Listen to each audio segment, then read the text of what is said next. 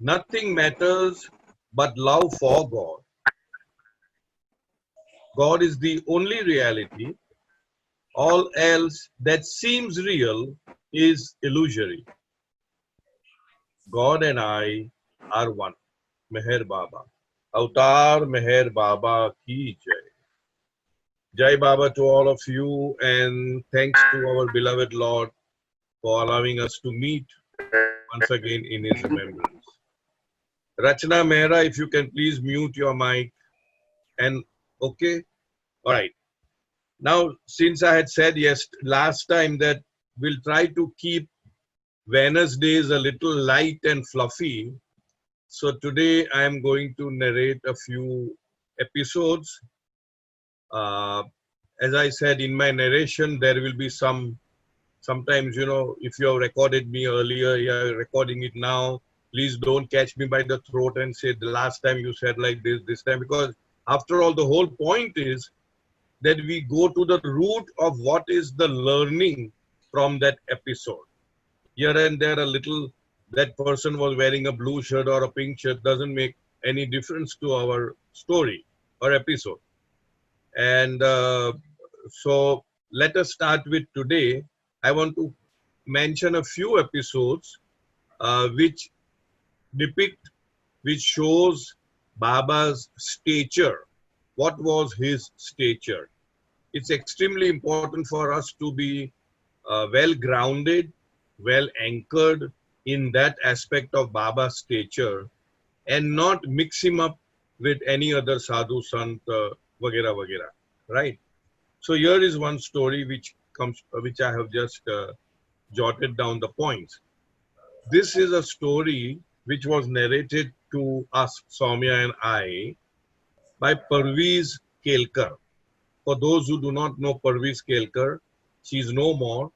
She is the wife of Sridhar Kelkar and the daughter of Dina and Naval Talati.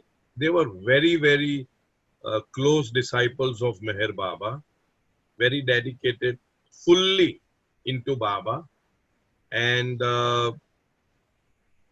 Dina was the one, the mother of Parviz. Dina was the one who actually had sewn the first 7-colored flag of Meher Baba, and that was flown near the Jhopdi. So that was the closeness I'm just talking about. And Dina was the one who, in a sense, in a lighter vein, rebuked Baba by telling Baba, "Tame to iyan ta dauriya karo," which means Baba, you keep traveling here and there, everywhere, and when you are not there, and when we need to have an answer to what should we do, should we be doing this or that, how do we go about? And that's when this episode came about, and I'm sure all of us know when Baba himself said, I'll repeat it. When this was said to Baba, Baba said, "See, if at all you find that you are at a crossroad of not knowing exactly what to do, this or that, you are in dilemma, so to speak. At that time, you stand before my photo frame, my image, whatever that is, or even if the image is not there, just bring me into your mind's eye and put your right hand on your heart, the left side of the heart. I'm sure, I don't think you can see me, but I'm sure you can visualize like this.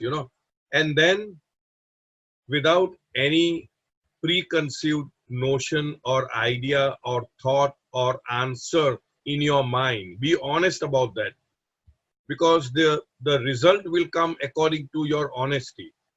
Just ask out loud, Baba, Baba, this is the situation, what should I do? And the first intuitive answer, response, impulse, whatever you call it, you get in your heart, do that and take it as Baba's words. But the beauty of this particular procedure would be only and only if you are honest about yourself and not have any kind of a preconceived notion. Many a times, I'm digressing, but never mind. Many a times we have this, I have seen people coming to the center and putting this kapli, yes and no, whatever that may be, whether to marry or not to marry, whether to do this or not, whether to do this job or whatever, yes and no, with a very preconceived notion that yes, I want this kind of thing. And then they will put it before Baba and just shake it like this and put it before Baba and then lift one. And if that person wants to marry, but the answer comes no, then he will see how mind is such a monkey. The mind will say, no, no, no. Ek martaba nahi, not once. Let me do it 3 times. And out of 3, 2, whatever 2 comes, that I will do. So the second time he does it, and what he gets is yes. So that means now he has yes to do it the 3rd time.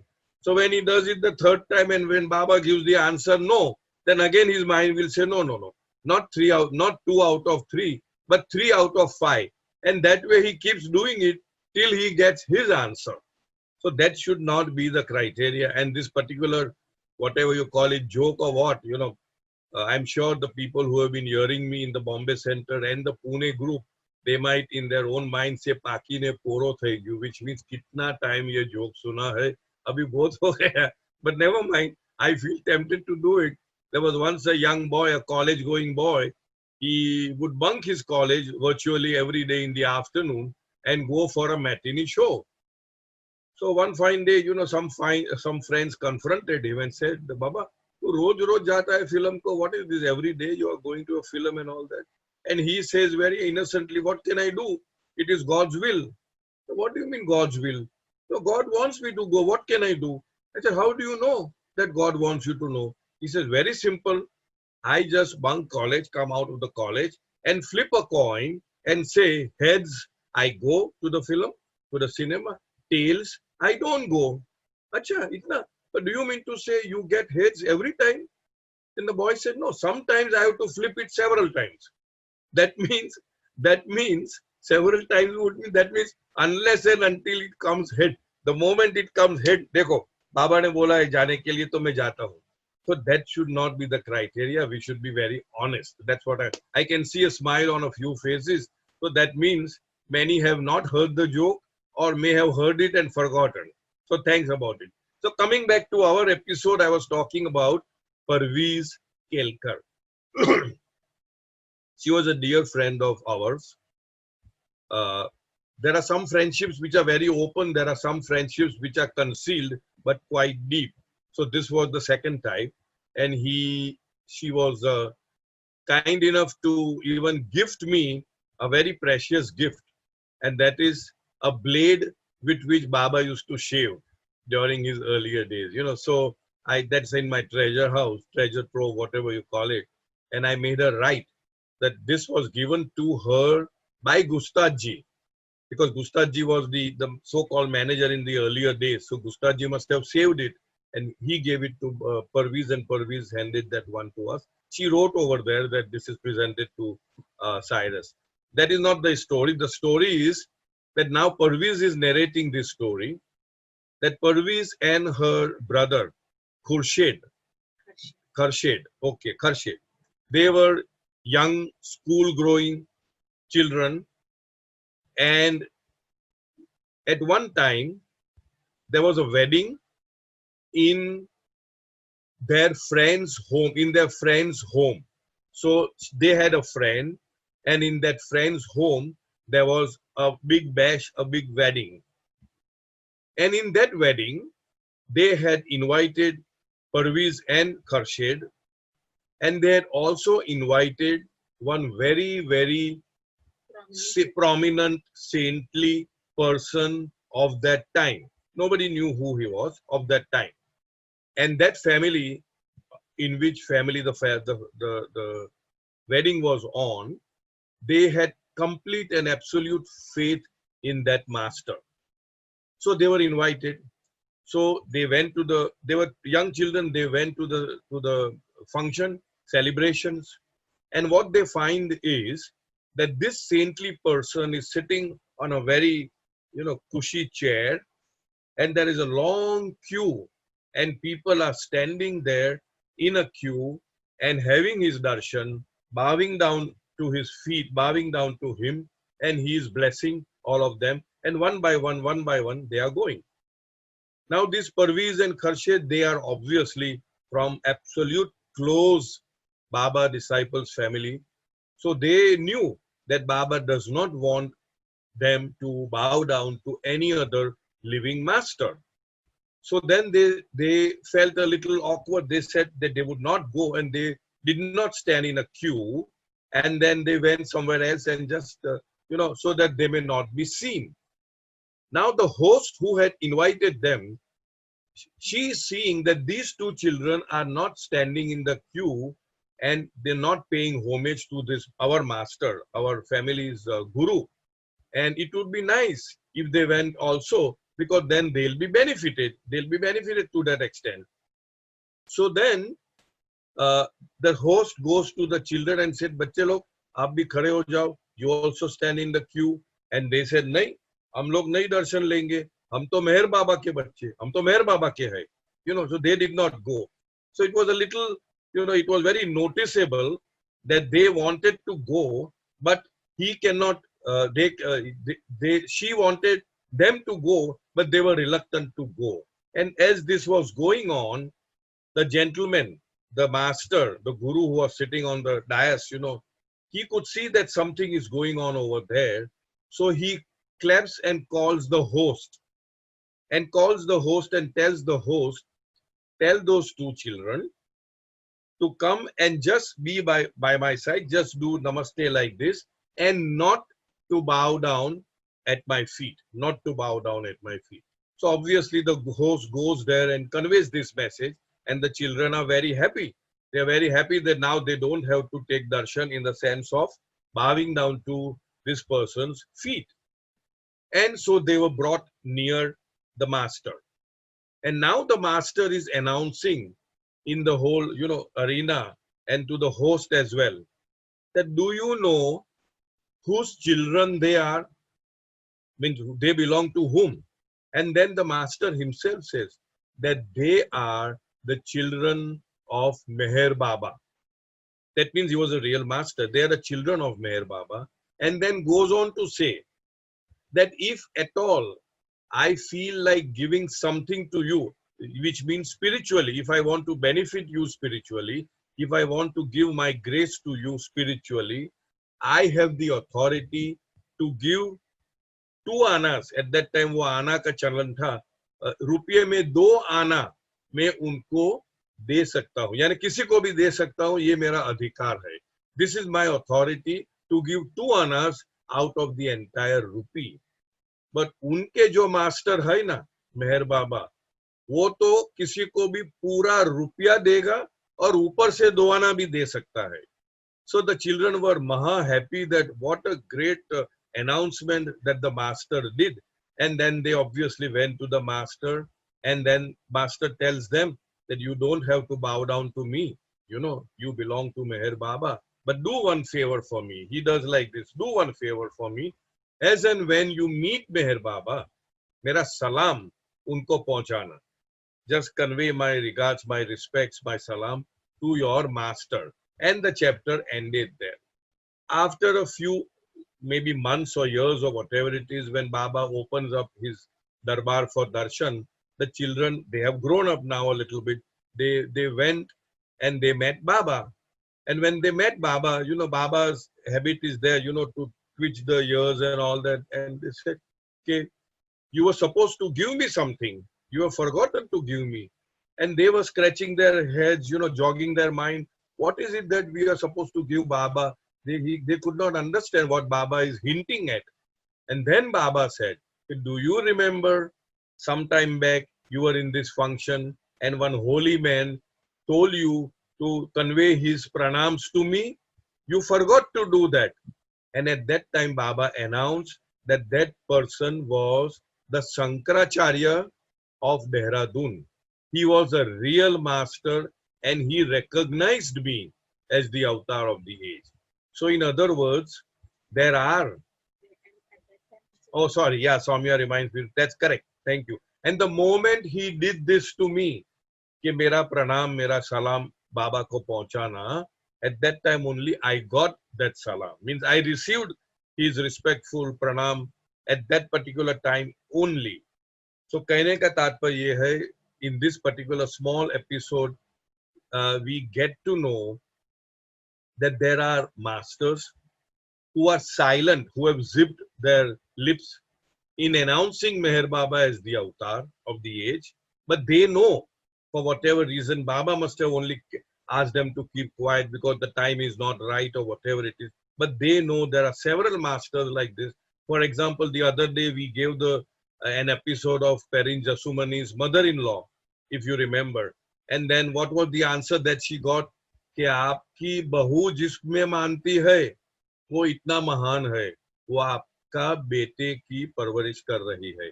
Means बेटे की परवरिश कर रही है.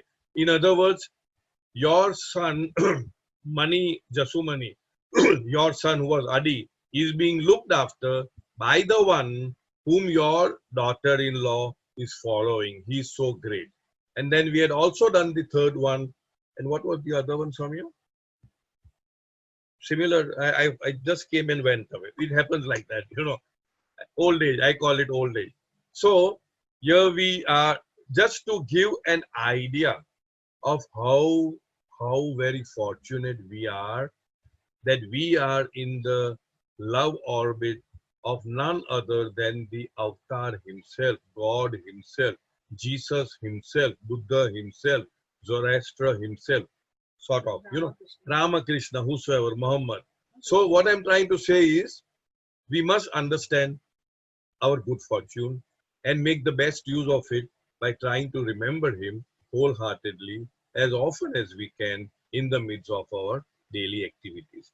Now I'll go to another episode which is also similarly highlighting and pointing out to the greatness of our Lord, our Master Meher Baba. This story I had heard again from the horse's mouth, as we say. That story was from Parviz. And when it gets recorded, I have always seen, always really underlined that there is some change, but I stick to what I have heard from the person concerned. And now this has been heard from Naju Kotwal. If you do not know Naju Kotwal, she is the co-author, I suppose she and her sister Hilla authored a very beautiful book called He Gives the Ocean. This is the entire story of the Kotwal family. Savak Kotwal, Nargis Kotwal, Naju, and Hilla, and of course their brother is no more. What was his name? Kharshed. What was his name? Anyway. Adi. Adi, thank you, dear. Thank you very much. Adi Kotwal. See, so here is the story. When Adi was to be born, of course, the mother was pregnant, Nargis, and she had a difficult pregnancy. And during the time of delivery, she was going through a little traumatic situation, as a result of which the doctor said that either the mother may die in the delivery or the son, either of the two. It's very, very tricky matter. So Savak Kotwal was, again, as we all know, he was one of Baba's very close disciple. He had been to several masters and then finally came to Meher Baba and stuck to Meher Baba till the end. So Savak Kotwal ran to Baba because he was obviously, as a father to be, he was quite anxious to know what would happen and he wanted to have Baba's blessing. So he ran to wherever Baba may be. It could be in Mehrabad, it could be, I'm sure it could be somewhere in Mehrabad only, but I'm not too sure about the place. He went to Mehrabad all of a sudden and told Baba that this is the situation and please do something about it. So Baba, in his sweet innocence, he says, but why did you come to me? You could have gone to my agent. Now this is my addition, I never knew of something called spiritual agents. I had heard of branch agents. Previously, the branch managers were called agents of the branch, the bank.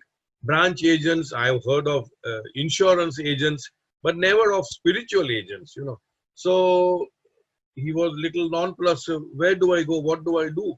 So Baba gives him the name Tipu Baba. He says, Tipu Baba is my agent in Bombay. You go and meet him and all you need to say is, Mujhe Badshah ne bheja hai. I have been sent by the Badshah. Badshah would mean the king of kings, the lord of lords, the king. मुझे बादशाह ने भेजा है. So he goes in search of Tipu Baba. He was given a certain location. So he goes in search of Tipu Baba, and he finds a certain place where everybody says, okay, Tipu Baba is here. Now, Tipu Baba was a Jalali type of must, very Jalali. Jalali, we all know, very aggressive, abusive, beating up. And he had nails which were almost more than an inch long. And when he used to get angry, he would pounce, like a tiger on anybody. So that was the background history of Tipu Baba. Uh, his place is near, what is that place called? Huh? Juna Kabristan, which is actually not very far from our center, our Meher Baba center. Because when we compiled this book called Baba's Bombay Connection, a chronicle, we actually visited each and every place and we took photographs of that. So Tipu Baba's frame was there on his mazar, on his tomb shrine, whatever we call it. So we took that photograph. It is there in the book. And he really looked very ferocious, you see. So when Savak Kotwal goes and finally reaches that place where he is supposed to be, that is what I heard. He was in some inner spiritual work. Some of his disciples were sitting outside and he was looking out of the window at the glaring sun, into the sun. And Savak was obviously very, unnerved, and he went, and so the disciples, whosoever were there, they said, don't disturb him now. Means he is into something, he's working, he's doing something, so don't disturb him. So Savak also, holds his ground. He's just standing over there till the work is over. Those who have been with Muhammad the Mosque, you will find that he's in his own world, and Baba also would sometimes, be there physically, but not there spiritually. You can find that he's not there, he's working somewhere else. So something similar to that. And after a little while, Tipu Baba turns around and straight looks at Savak, and he himself says, "Aapko Badshah ne bheja hai," and then he just says that, go, your work is done. So then he goes back home. The pregnancy was comfortable. Adi was born. He lived for a middle age, and then after all, he died. Later on, he died in a car accident. So again, what we are trying to do is to establish a link between the master of all masters and his agents. That means the perfect masters as well as the avatar, they have their agents and in several pockets of the world. They have their agents who receive messages and send messages to the avatar or the perfect master, and that is how they are all. No, Samya is prompting me. We don't need to seek the agents. Obvious. First of all, we won't even know who the agents are. You see, at one point in time, Abdur Rahman, whose dargah is in, what is the place? I always forget the names in the place. Dongri, thank you. Whose dargah is in Dongri. He was holding the charge as the chargeman or the agent of Bombay. And he was given God realization by Hazrat Babajan. Hazrat Babajan had come to Bombay several times, and in one of her visits, she gave him God realization and perfect mastership. So he became a perfect master. After that, I think it was Umar Baba. It was Tipu Baba. Okay. After Tipu Baba, there was Umar Baba. We also went to Umar Baba's Samadhi. Now, the Umar Baba was an agent, Baba's agent, after Tipu Baba. And Baba had indicated in his literature that Umar Baba had several followings, and he used to sit near that what we call as a godi. What is it called? The harbor name, Belad Pier, kind of that way. And if we remember sometime in the 40s, there was a bomb blast when you know many things were destroyed, the ships, some harbor in the harbor, yeah. So this Umar Baba indicated to his disciples that abhi idhar kuch bada blast hone wala hai, so be away from this place. And so they all scattered wherever they want to. So we knew this much of the story. And when we found out from Tipu Baba's keeper, where is Umar Baba, that small youngish boy, very sweet looking boy, I don't know, maybe 15 years, well, 13, 14, he took us pat and said, this is Umar Baba. Now, how do we know whether he is the same? Because there may be so many Umar Babas. So we pretended as if we don't know. And I said, Unka naam, kuch uske liye kuch khasiyat. What is the speciality of this? Then that keeper of Umar Baba said that during that blast, what then is that blast, what is it, explosion. During that explosion, he was the one who told others that go away from here. And that is how we got to know that we have come to the right place, that this is the real Umar Baba, who was an agent for Baba and who was the agent for the Bombay Center, a Bombay Center for the Bombay city. So that is another story of how the masters are connected with his agents, and secret wireless messages go to and fro from the master to the agents, and that is how the work in the universe gets done. So that's the one more aspect of okay. Now the third episode, this is what we heard at the Bombay Center when somebody just walked in, I think for the first time. If I am not mistaken, I think Sam Patel was also there. It was a Thursday or something during many years back. She lived somewhere abroad, somewhere in US, and they were followers of Upasni Maharaj. And after Upasni Maharaj dropped his body, they started following Godavari Mataji, Godavari Mai. So she just came in, and we asked her how is it that she came to the center, how did she know about Meher Baba, and whatever else that she wants to convey. Uh, how it is very natural, especially Sham, the moment somebody enters, you would ask, आप नए हो, आप कैसे आए बाबा के पास, any experiences, what do you take Baba to be, and all that. So she was a follower of, as I said, at that point in time, Godavari Mai.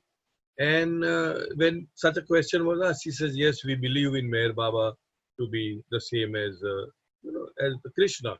How do you say that? What happened? So this is what she narrates. She lives in the West. She was a mediocre person, not a very hi-fi elite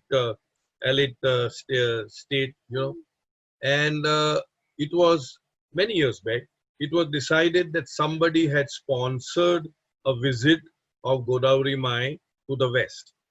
So obviously, Godavari Mai goes to the West, and there were many people who would be wishing that she should stay at their place. She must have gone for a couple of days, and so it was. They would say, okay, one day we will house you, the other day somebody else will house, and all that. But somehow she chose to go to this lady's place, although it was not a very posh area, a posh house with all the conveniences. It was a simple house. In short, it was a simple house, And this lady also knew about Meher Baba. So in the Meher Baba's photograph was also there in the house. Meher Baba was there, Upasni Maharaj was there. I'm sure Sai Baba would be there, and Godavari Mata was there. So now this lady says that the moment Godavari Mai entered my house and saw Meher Baba's photograph in my house, the other followers who were there, they were not followers of Meher Baba. She was one who was also knowing about Meher Baba and following Meher Baba. So the moment Godavari Mai entered her home and saw the photograph of Meher Baba, she uttered these words, "Are I to maro kanaiyo." Godavari Mai says of Meher Baba, "I to maro kanaiyo" means, oh, this is my Kanaya. Kanaya means Krishna. You see, Kanaya is Krishna. So immediately that is how she felt, the lady felt, that Godavari Mai, of all the people who wanted to sponsor her to stay at her place, chose to stay at my place for the simple reason that I was also following Meher Baba, and she recognized Meher Baba as a Kanaya, as Krishna. So again, we have a sort of a conclusive, authentic stamp of Baba being Kanaya, Baba being the same one as Lord Krishna. All right. Now we go to another story. Anybody has anything to ask in this? The song is titled Dreaming Too Long by Cindy Lau. In this silent time, my heart is sleeping where I can't even feel you or know your touch in my night. In the silent time, I keep on dreaming. If only I could wake up and see your light. May it please take me. May it remake me.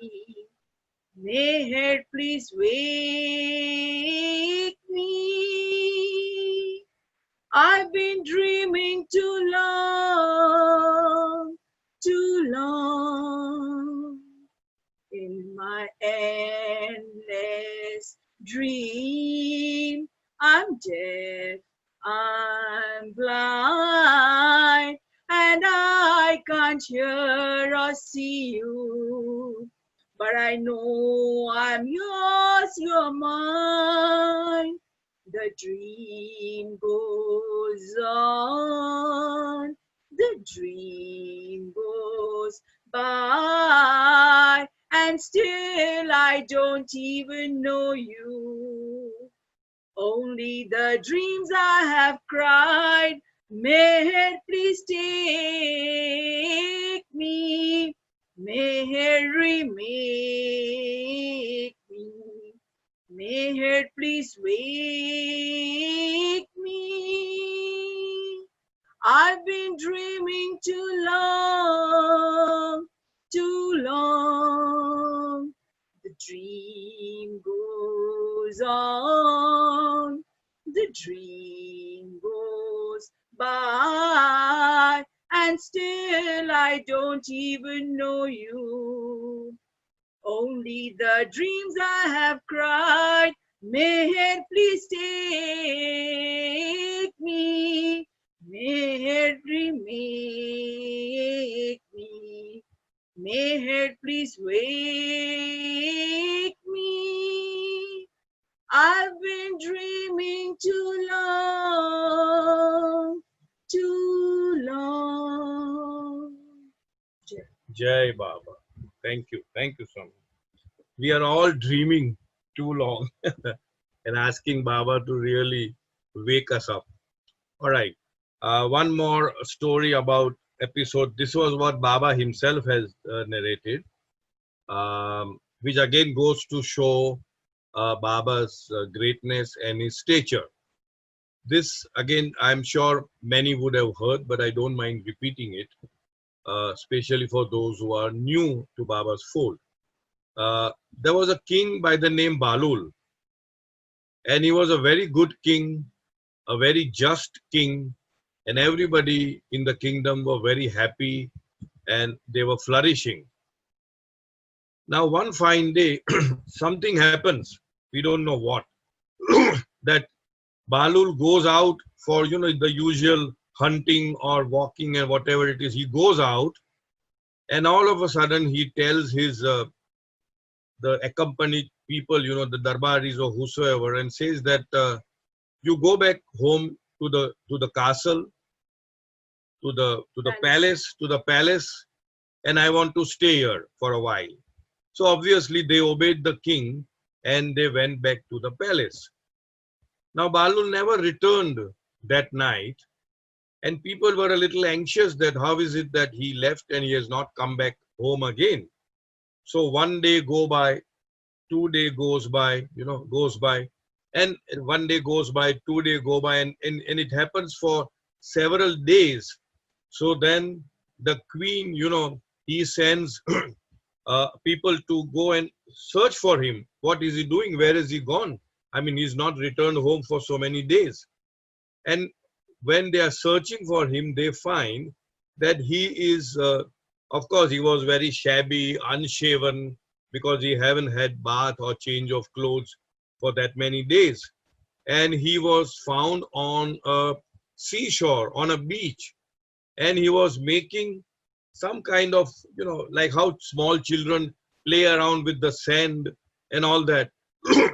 So those people are telling Balul, Balul, your praja is waiting for you. Why don't you come there? You are a king. And he said, no, I don't want to return. My place is here only. And he keeps gallivanting here, there, everywhere, like a must. You can say like a must. He just goes on here and there, not returning home.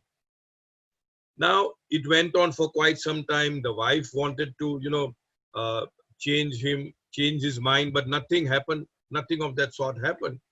Then later on what happens is the committee, they decide that the king's younger brother should be put on the throne, because you can't run a country without a king.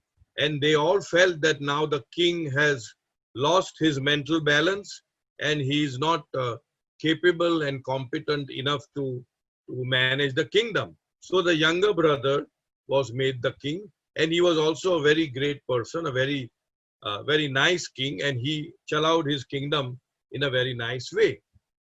But that younger brother's wife, that means what? Sister-in-law, isn't it? Of the king, of Balul. She always had a very high respect for Balul. She always loved him in a very pure way, in a very natural way. And she always felt that there is something more to it, that he was such a balanced king. How can it be that all of a sudden he has turned, his mind has become imbalanced, and he has become a lunatic or an idiot or something like that? Something is wrong, something is there. So one fine day, as she is going to the seashore for like with her, what do you call, dasis, all that, maids, helpers, she is seeing Balul same way on the seashore, on the beach, making something out of the sand, like sand castle, you can say. So this lady asks Balul that, do you know me?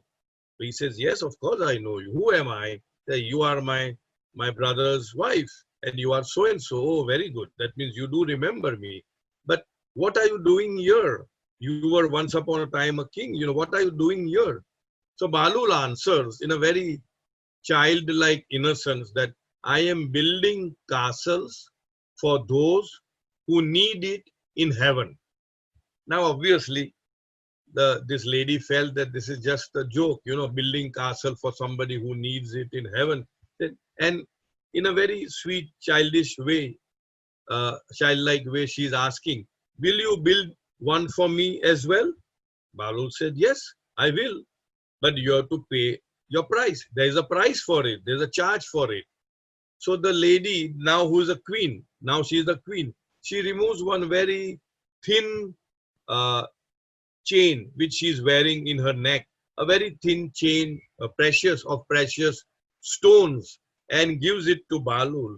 And Balul takes it with a glee, very happy, and he just tears it apart. He just removes every jewel, every pearl from that chain, and just scatters it here and there into the ocean, and tells her that go, now you go. The castle is built for you.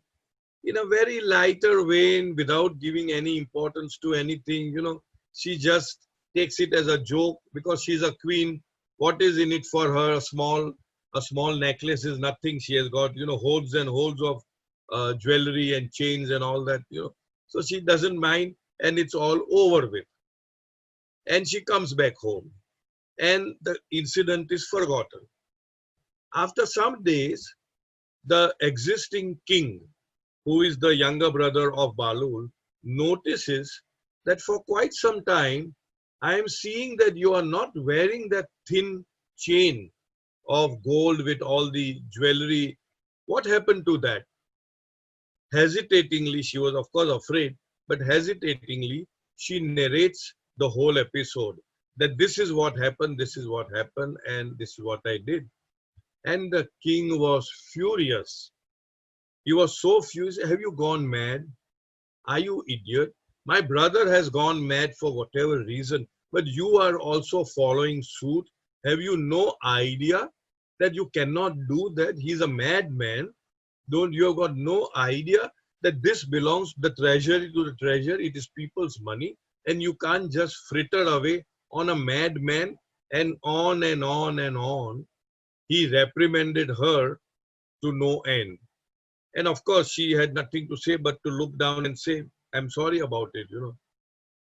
Now, one fine day, what happens that both the husband and the wife, the king and the wife, they are sleeping. And the king wakes up in the middle of the night with a start, with a, like by palpitation, and with a start, he gets up. And the wife who is sleeping next to him says, why, what happened? Did you have a nightmare? What happened? Why are you so, you look very pale face. Your face is drawn. You're perspiring. You're palpitating. What is it? Then he tells a story. He says that I dreamt that I died. And after I die, I'm going to the heaven because he's a good man. So he goes to heaven. And in the heaven, he sees so many beautiful palaces, beautiful castles, gardens, fountains. Everything was just beautiful, joyous, fantastic. And each one has a castle of his or her own with the names on that. And as he is going, searching for his name, for his castle, fortunately, he sees, that means he sees the wife standing on the balcony in one of the castles. So he's seeing the wife in one of the castles in the heaven, and he's very relieved that at least now I have a castle, so I can enter there and live with my wife. So, but as he is about to enter that castle, the wife, which is now listening to this story, the wife from the balcony shouts out, no, no, no, not here. Here, for each his own. That means for each one has to have his own castle. You cannot come and stay in my castle. This is mine.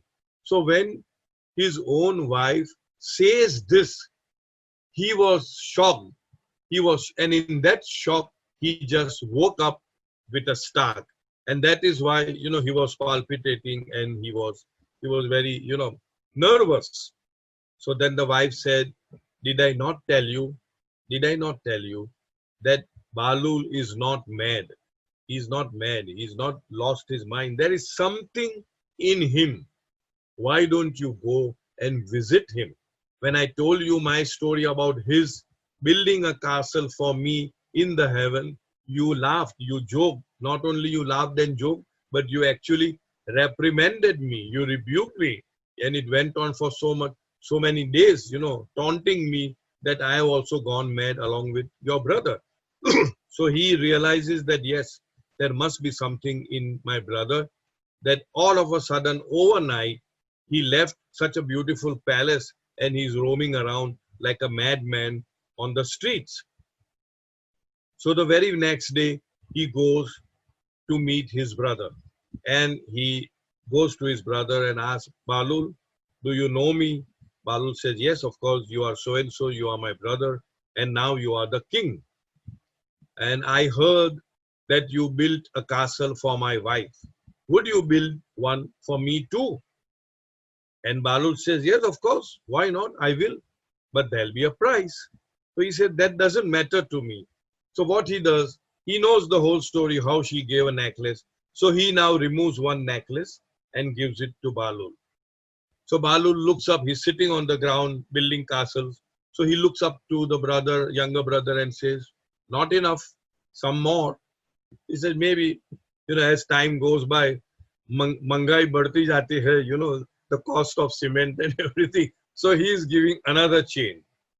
Again, he looks up and says, sorry, not enough, some more. And like that, some more, some more, some more. He keeps giving. And Balul says, no, not enough, some more. And then the younger brother he lost his cool. And he said, what is this nonsense? My wife just gave one small necklace to you, and you said, okay, I have built your castle in the heaven. And here I have been giving and giving and giving. And you say, not enough, not enough, not enough more. Why is that so? And then Balul says something very profound.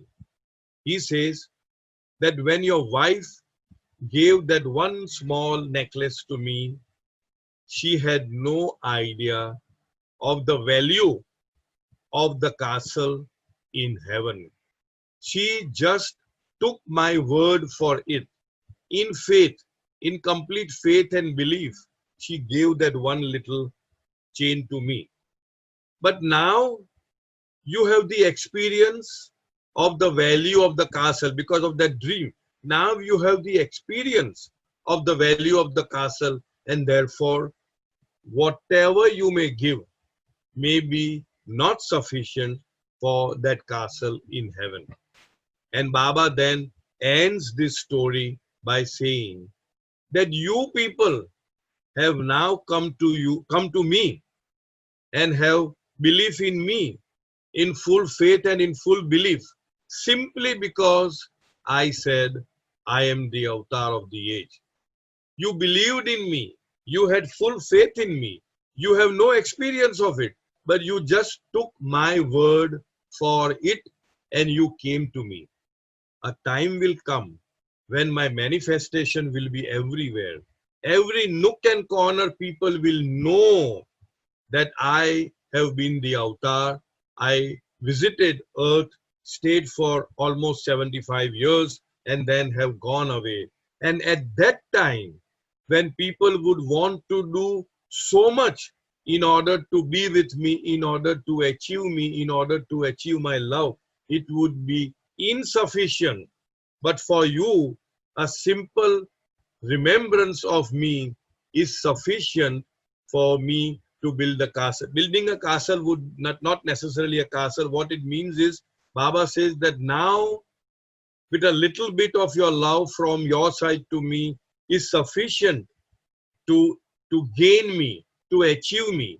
But once my manifestation takes place, once when everybody knows, it would be like how everybody knows that Ram is the avatar, Krishna is the avatar, like that. Then that time, so much more you have to do in order to come closer to me. But today you have come to me simply by honoring my word and believing in what I am saying. So that was the story of Balul and his building the castle in heaven. And this is the story which was narrated by Baba himself.